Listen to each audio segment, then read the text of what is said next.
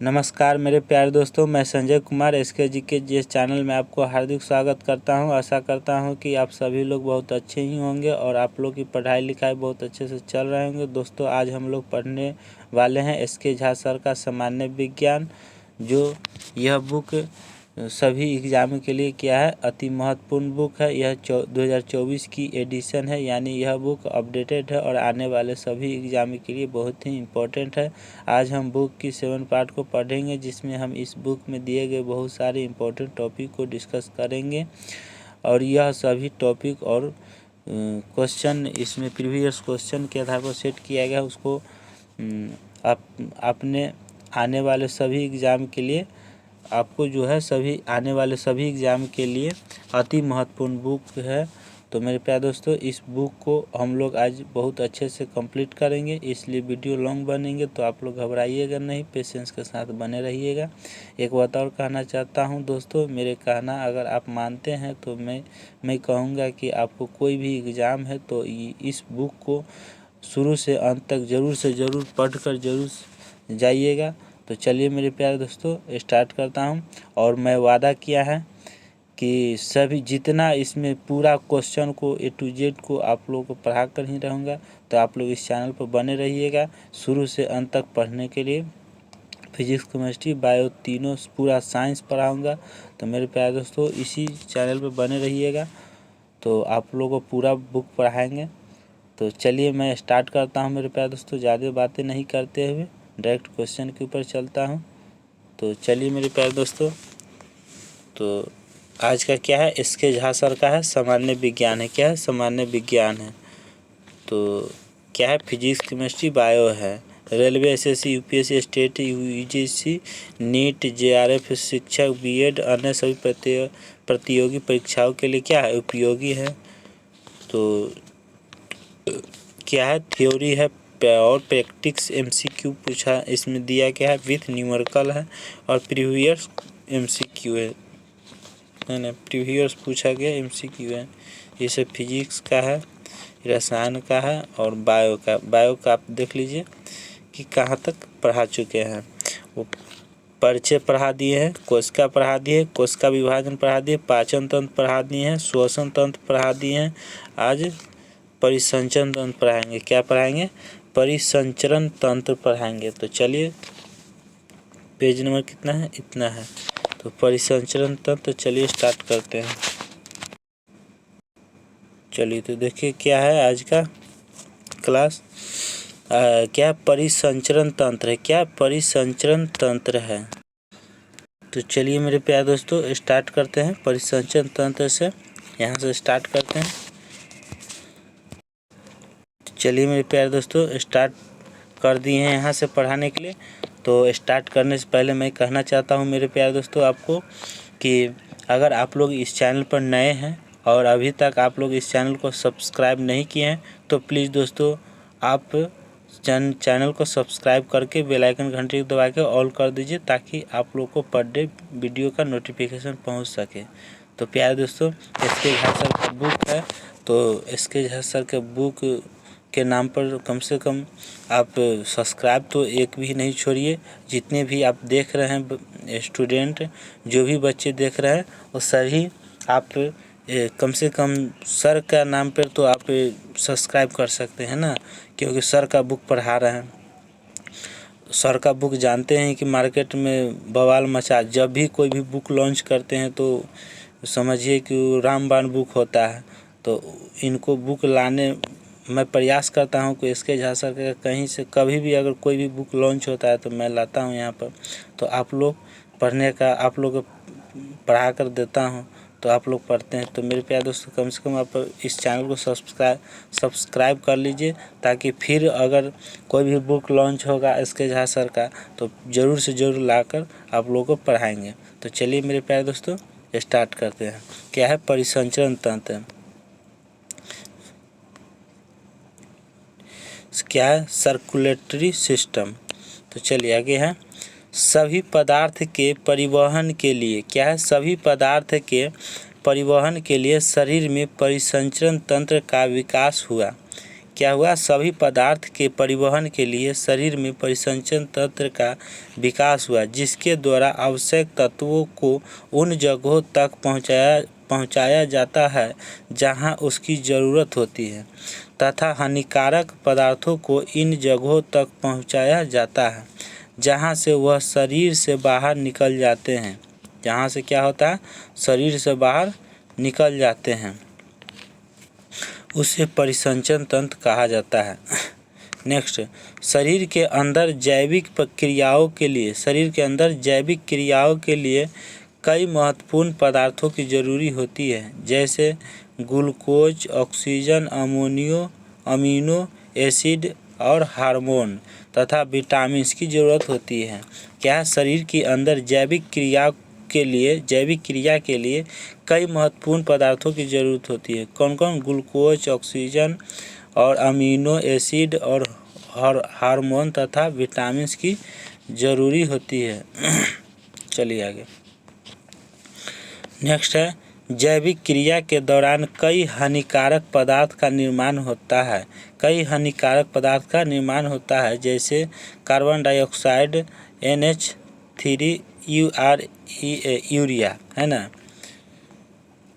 Urea, तो इसका जो है निर्माण होता है। आगे है, एनिमल में प्रवाहित द्रव के आधार पर क्या, सर्कुलेटरी सिस्टम दो प्रकार के होते हैं। क्या है, जल परिसंचरण तंत्र, क्या है, जल परिसंचरण तंत्र, वाटर सर्कुलेटरी सिस्टम। इस प्रकार के परिसंचरण तंत्र में जंतु के शरीर में रक्त की जगह वाटर प्रवाहित होता है। क्या होता है, रक्त की जगह वाटर प्रवाहित होता है, इसलिए इसे वाटर सर्कुलेटरी सिस्टम कहा जाता है। जैसे स्पॉन्ज, हाइड्रा और कोइलेंट्रिटा। क्या है मेरे प्यारे दोस्तों, कोइलेंट्रिटा और कैनिडेरिया होता है। नेक्स्ट,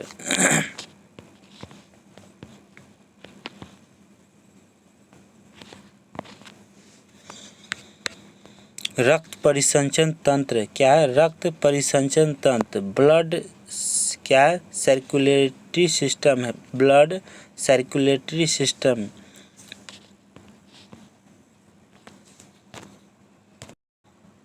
देखिए ब्लड का सर्कुलेटरी सिस्टम क्या है, कैसे ब्लड का सर्कुलेटरी सिस्टम होता है। यहाँ से देखिए, एरोटा है और सुपरियोर वेना कैवा है और हार्ट है ना, हार्ट है और पुल्मोनरी वेन्स है, ये सब नस का जो है।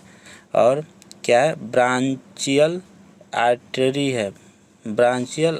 है, और क्या है, सेफालिक वेन है। क्या है, सेफालिक वेन, देखते हैं यहाँ से यहाँ, क्या है, सेफालिक वेन, यहाँ से यहाँ देखिए, ये सब वेन है, सब नस है, वेन नस होता है। क्या है, इन्फीरियर वेना कैव है, यहाँ देखिए यहाँ तक आया है, ठीक है। और डिस्केंडिंग ओर्टा है, यहाँ तक आता है, ठीक है। क्या, फेमोरल वेन है, फेमोरल वेन यहाँ से यहाँ आता है, देखिए ये सब नस है, सब क्या है, रक्त जो है, रक्त परिसंचरण तंत्र है, मतलब रक्त प्रभावित होता है इस सब जगह से। क्या होता है, रक्त प्रवाहित होता है। यहाँ से देखिए, ये सब क्या, रक्त प्रवाहित होने वाला जगह है। यहाँ से यहाँ देखिए, यहाँ सब रक्त प्रवाहित हो रहा है शरीर में, है ना। अब देखिए यहाँ क्या है, फेमोरल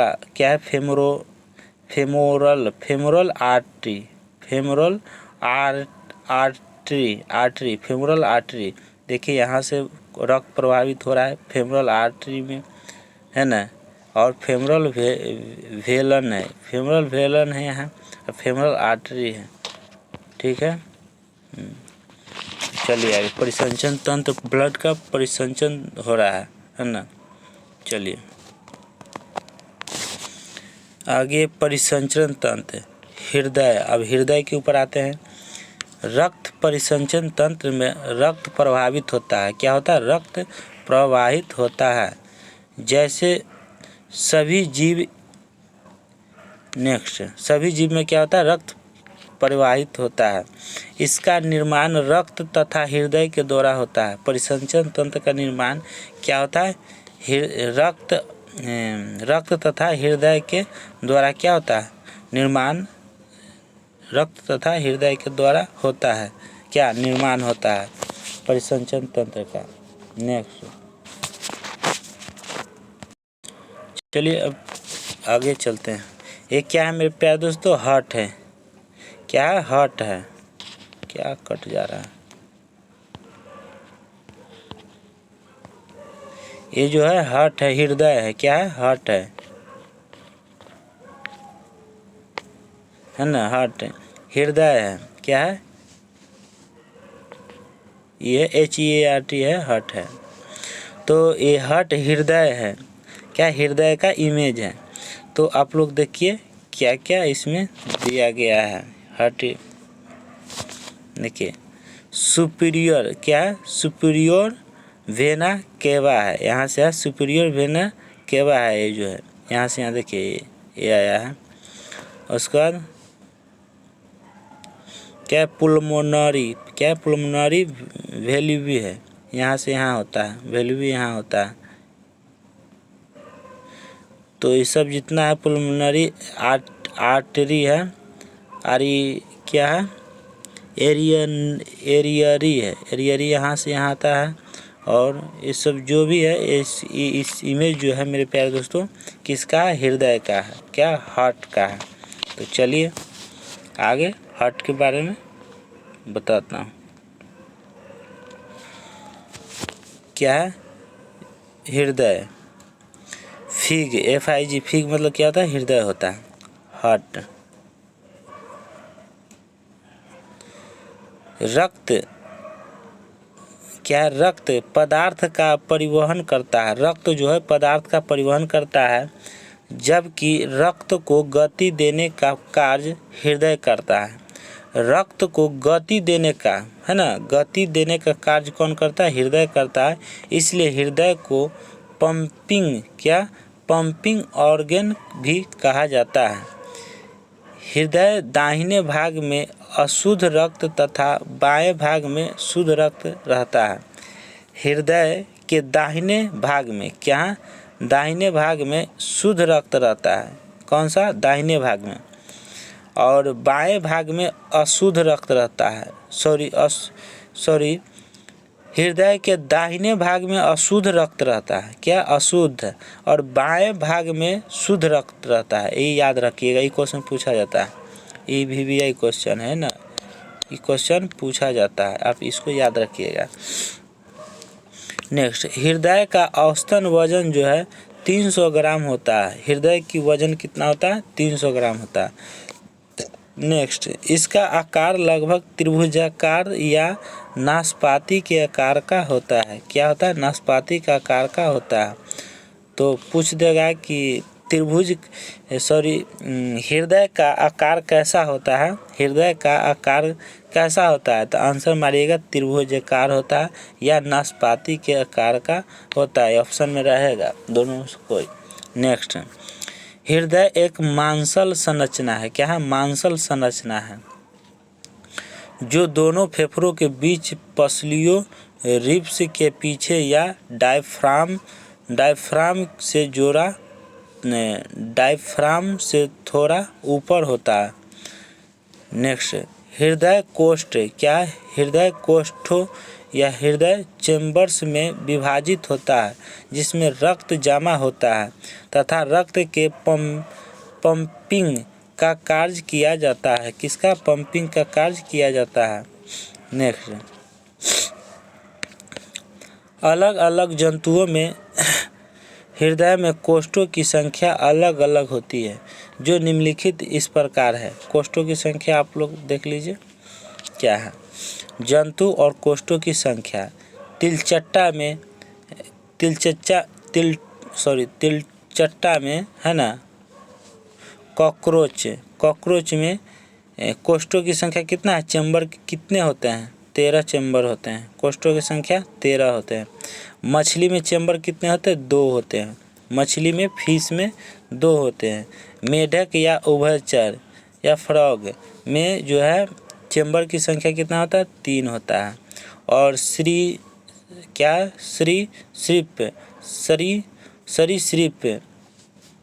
रेप्टाइल्स में क्या होता है, कितने चैम्बर होते हैं, 3 होते हैं। पृष्ठ की संख्या 3 होते हैं।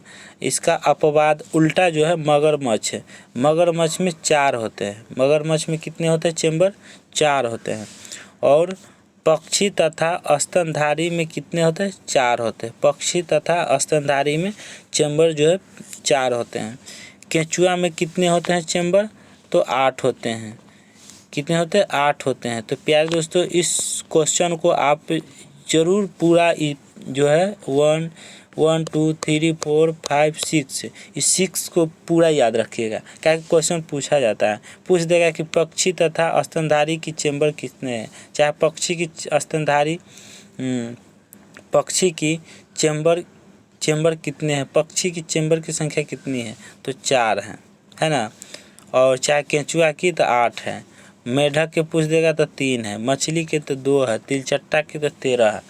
तो ये सब क्वेश्चन पूछा जाता है। तो ये सब क्वेश्चन जो है इस सब को पढ़ना चाहिए, याद रखना चाहिए, इम्पोर्टेंट क्वेश्चन है। चलिए आगे चलिए। हृदय के बाहर एक आवरण पाया जाता है। हृदय के बाहर एक क्या पाया जाता है, तो आवरण पाया जाता है, ठीक है।